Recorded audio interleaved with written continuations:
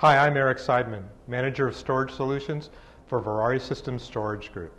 I'm going to introduce you to dataValet, which is content storage without limitations. dataValet is all about storing, managing, distributing, and protecting your data.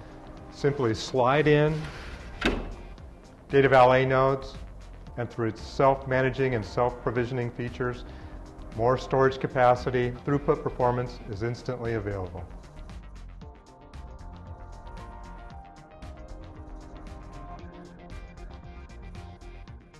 dataValet is all about simplicity in storing, managing, distributing, and protecting your data. dataValet abstracts the location of the data when it's put into the cluster.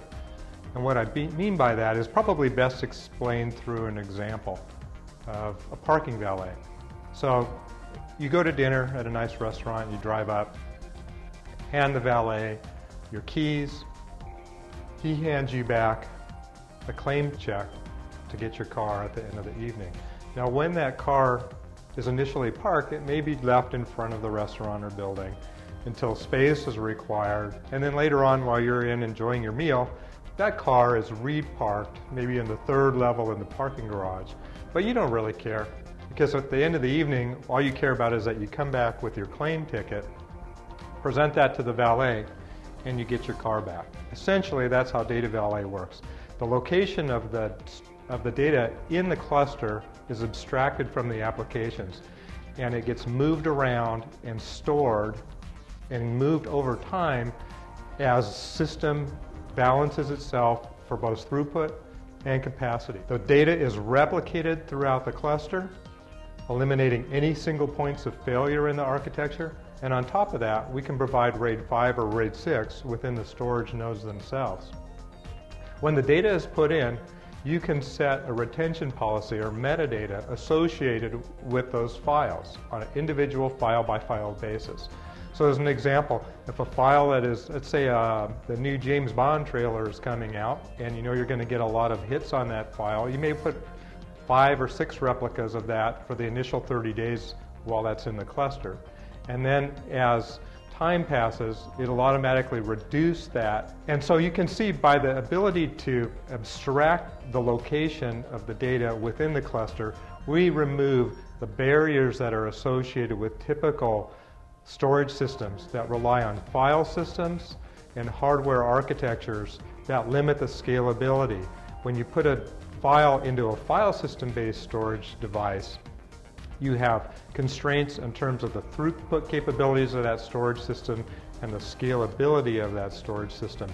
Location abstract architectures like dataValet removes any limitations, allowing the system to scale independently both in terms of performance and capacity over time simply by plugging in new nodes as your requirements change over time. The way dataValet works is a lot like the internet.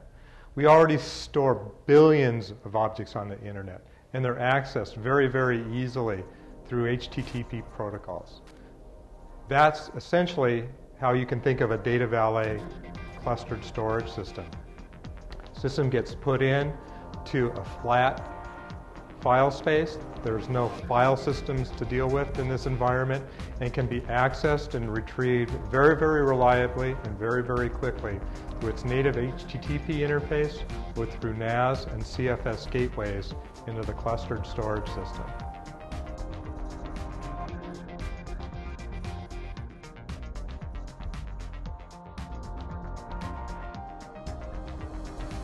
Distribution of data is a key component of dataValet, and there's really two pieces of that: wide area replication and local area replication. And you can think of local area replication as a subcluster. In other words, you can split a cluster over a campus environment as an example and say create 3 replicas, and that will ensure that always data that is written to one cluster is replicated on the second cluster, and that third replica of data will be randomized between those 2 locations, ensuring that there's always a replica of that data on a different location within the campus environment.